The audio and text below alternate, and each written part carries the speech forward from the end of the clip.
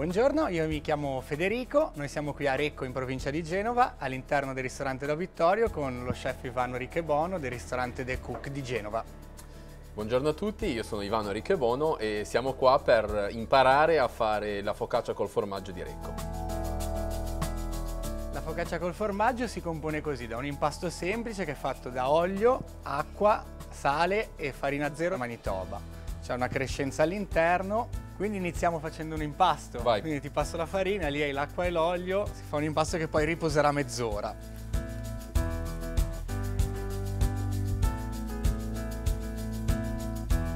Disponiamo la farina a fontana, in questo modo facciamo un bel buco in mezzo e poi iniziamo ad aggiungere acqua, temperatura ambiente,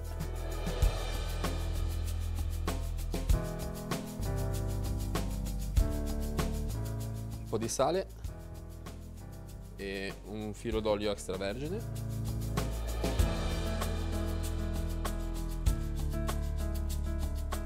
In questo impasto non c'è assolutamente lievito, quindi solo acqua, farina, olio e sale.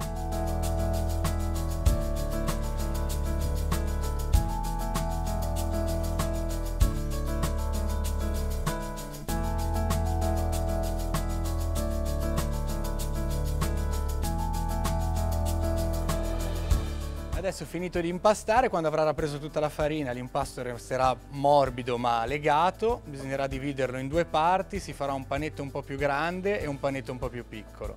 Il panetto più grande sarà al sotto e invece quello più piccolo sarà il coperchio che andrà a coprire la crescenza. Il tempo di riposo finito l'impasto è di una mezz'oretta, non avendo lievito non ha bisogno di lievitare e quindi dopo mezz'ora si può già tirare col mattarello per stendere la sfoglia sottile. Adesso sta raggiungendo la consistenza perfetta, che sarebbe un impasto molto morbido, elastico. Quando non si appiccica più alle mani, che non diventa bello asciutto, può iniziare il tempo di riposo. No, si vede che il ragazzo è pratico.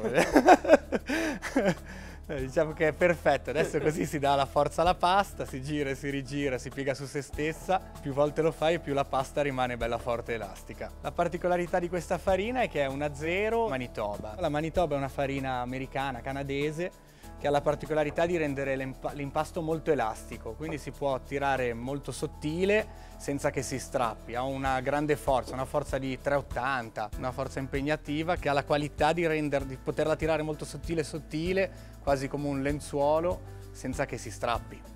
Abbiamo diviso l'impasto in due, adesso lo lasciamo riposare per 20 minuti, mezz'oretta e poi possiamo tranquillamente tirarlo prima con il mattarello e poi utilizzando solo le mani. Praticamente esatto così, questo sarà il coperchio e questo sarà il sotto e la proporzione è 2:1, questo è il doppio del coperchio. Adesso l'impasto è pronto per riposare mezz'ora, ma prima bisogna appoggiarci sopra uno strofinaccio per evitare che prenda aria. Il nostro impasto ha riposato mezz'ora ed ora è pronto per essere tirato per fare la focaccia col formaggio. Si parte dal sotto, che è la parte più larga, una spolverata di farina sulla maglia, un'altra sul panetto, si allarga col mattarello cercando di mantenere una forma rotonda perché poi lo metteremo su un testo di rame stagnato rotondo.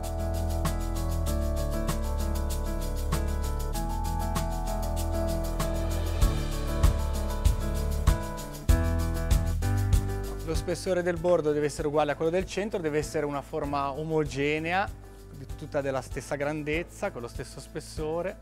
Si parte, vedi come fa lui che è praticissimo direi. Mastro focacciaio. Super focacciaio. Si parte così, allargando il bordo e poi si allunga il braccio. Un consiglio utile per chi non l'ha mai fatta potrebbe essere di spolverarsi un po' di farina sulle braccia nude per aiutare bene a far scivolare la pasta. Le prime volte può essere un trucchetto utile. Poi si tira bene tutto il bordo, comunque la pasta per caduta nel girare si allunga e diventa della grandezza di cui ne hai bisogno. Ci sono dei testi più piccoli da 3 porzioni fino a dei testi enormi dove riusciamo a fare in una infornata sola anche 7-8 porzioni. Quindi questa è la particolarità della Manitoba, che al posto di una 00 normale ti permette di tirarla, di tenerla in mano tanti minuti e girarla senza che si strappi, rimanendo sottile ma con molta forza. E che dici? Ci Dico siamo? che è perfetta, sembra quasi che l'hai già fatta. Ora un filo di olio extravergine d'oliva su questo testo di rame stagnato, per non farla attaccare sotto, e si può adagiare l'impasto sul tegame.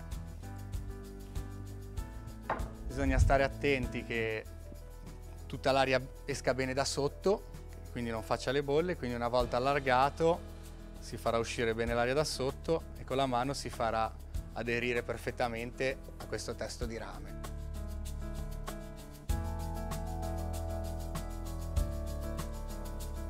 Fede, allora per non farla tutti i giorni l'ho fatta anche bene. Molto bene, il primo step è andato, ora è pronta per essere farcita di crescenza. Queste bolle che vengono fuori, va bene? Queste bolle sono quelle che poi gli danno la particolarità, non è un piattume unico la focaccia di Recco, ma avrà dei vulcani dove uscirà lo stracchino più alti del resto, delle chiazze bianche, delle cose più cotte, non è proprio uniforme, è giusto così. Adesso siamo pronti, prendiamo la nostra crescenza e con un tarocchino ce la mettiamo nella mano e la disponiamo sul tegame a mo' di palline fino a farcirla tutta. C'è una regola di numero di palline oppure No, a c'è piacimento? una regola di peso, più o meno con 1 chilo di stracchino riesci a fare 6 porzioni. Noi usiamo uno stracchino particolare che è una crescenza da forno. In qualche supermercato si trova, c'è quella da mangiare cruda e invece quella da forno. Questa è una particolarità che viene distribuita tutto l'anno cercando di mantenere sempre la stessa formula, anche se ci sono dei periodi in cui il formaggio è un po' più acerbo, degli altri un po' più maturo, riescono durante l'anno a mantenere il prodotto più o meno sempre costante in modo che la focaccia col formaggio venga bene sempre. Abbiamo quasi finito, qualche spazio libero qua e là. Quindi ragazzi siamo pronti, lo stracchino è messo bene, ora torniamo alla nostra maglia, ripetiamo l'operazione che abbiamo fatto prima, però col disco di pasta più piccolo, che dovrà essere leggermente più sottile del coperchio sotto che deve funzionare da membrana e mantenere lo stacchino durante la cottura che si scioglierà, invece la parte sopra è solo una chiusura, può essere più sottile, quasi proprio un velo, andrà bucherellata poi più tardi, vi faremo vedere. Quindi si torna come prima. Lui è abilissimo, il re del mattarello direi, è abilissimo. Vedi che l'impasto è molto morbido, con 3 colpi di mattarello decisamente si allarga molto facilmente. Questo è un mattarello genovese fatto di legno di ulivo, come il pestello del mortaio per il pesto, si usa sempre un legno di ulivo che è molto duro. È un mattarello storico perché lavora qua nel ristorante dagli anni 70, quindi ha visto milioni e milioni di impasti di focaccia. È un po' consumato, ma c'è un valore affettivo ormai. Fa parte della focaccia del nostro ristorante, lui le ha viste quasi tutte. Ora lui la finisce a mano come quella di prima, la tira sottile sottile, cercando sempre di mantenerla il più omogenea possibile, quindi stesso spessore al centro, stesso spessore sul bordo. Quindi un impasto facile da lavorare. Il bello della Manitoba è che tu puoi tenere questo impasto in mano anche un quarto d'ora continuando a girarlo, lui continua a ingrandirsi, ma prima di diventare tanto sottile da strapparsi ce ne vuole, ci vuole tanta lavorazione. Potrebbe essere la prima volta. No, ma comunque se si strappa non è mai un problema, basta riappoggiarla sulla maglia, si chiude il buco e si continua. Con un colpetto tappare il buco e poi si ripuò prendere in mano e tornare a tirare normalmente, niente di allarmante, un buchetto ci sta sempre. Adesso questo è lo step 2, prendiamo il testo che abbiamo preparato prima, lo chiudiamo col suo coperchio, come abbiamo fatto prima la tiriamo bene sui bordi. Vedi che è molto sottile, rimane quasi trasparente. E poi cosa facciamo? Schiacciamo bene tutto il bordo in modo da farla ben aderire, prima sul bordo. Poi si fanno tanti buchetti più o meno in corrispondenza di ogni pallina di stracchino, che poi saranno i crateri durante la cottura dal quale fuoriuscirà lo stracchino liquido andandolo a ricoprire sopra. E una volta fatti tutti i buchetti si schiaccia bene e si fa aderire bene al tegame. Questo era il sogno da bambino. Esatto. Ora si può recuperare la parte che sborda dal tegame, si rimpasta di nuovo, si aspetta un'altra mezz'ora e può essere riutilizzata per fare un sotto della prossima focaccia. Quindi col mattarello, stando attenti ad andare sempre verso il basso ma mai dritto, si incide tutta la pasta.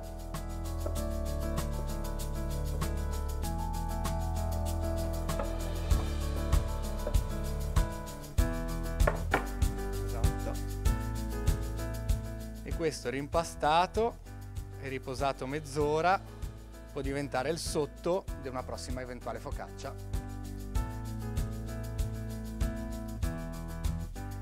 Ok, quindi siamo pronti, manca giusto un filo d'olio extravergine di oliva ligure, un pizzico di sale ed è pronta per essere infornata.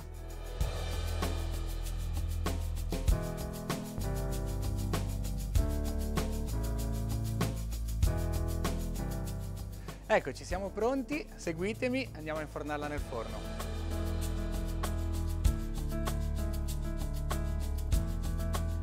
Eccoci qua, la focaccia è pronta, siamo arrivati davanti al nostro forno, ora Ivano la infornerà, la temperatura di cottura è 350 gradi, che è una temperatura molto alta, c'è il massimo di terra e zero di cielo, un'altra particolarità è che il forno è statico a camera bassa e che sotto le resistenze sono al massimo perché devono superare lo spessore del tegame di rame stagnato e far colorare la sfoglia sotto, mentre sopra, essendo libera, la potenza del cielo è molto più bassa, quasi a zero. A casa non vi preoccupate perché anche se il vostro forno non arriva a 350 gradi come questi dei professionisti, si può fare anche a 220, magari l'indicazione è quella di metterla al più basso possibile, dove la terra sia bella calda, nel ripiano più basso, un quarto d'ora di cottura si può fare tranquillamente anche in casa.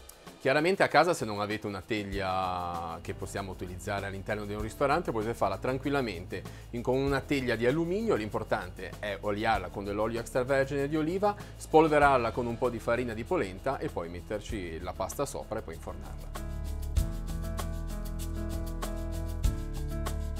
Ok, la focaccia è pronta, dobbiamo solo sfornarla, questa è la prova finale, bisogna vedere se si scarica dal tegame, che vuol dire che è fatta perfetta. Eccola qua. Ora tocca a Ivano, che la scaricherà su un testo di legno dal tegame stagnato. Fare il saltino? No, no, tranquillo, scivola. Belli ragazzi! Perfetta!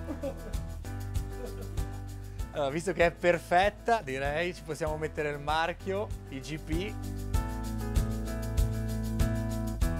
Dai Fede, non puoi dire altro che sono stato bravissimo. Guarda, sei nato per farla, la focaccia è perfetta, questa non è solo la focaccia di Recco ma addirittura quella stellata. Eccola qua, la focaccia l'abbiamo fatta, questa è la buonissima e famosa focaccia col formaggio di Recco, ora dobbiamo solo tagliarla, mangiarla. Ivano è stato talmente bravo e perfetto ed è così bella che si è meritato tanto il grembiule del consorzio. E qua. Eccolo qua. E qua, olè. E poi forse viene anche il sindaco a dargli le chiavi della città. Oh.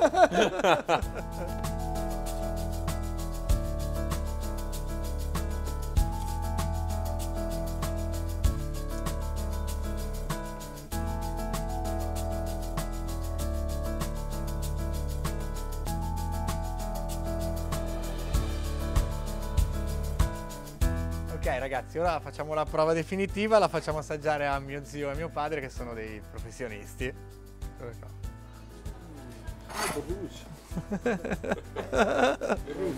Bravo, tu la puoi così. La mangi così la focaccia. Buono. Cada sottile. Si ferma lui stasera qua a fare servizi. Io vado da lui.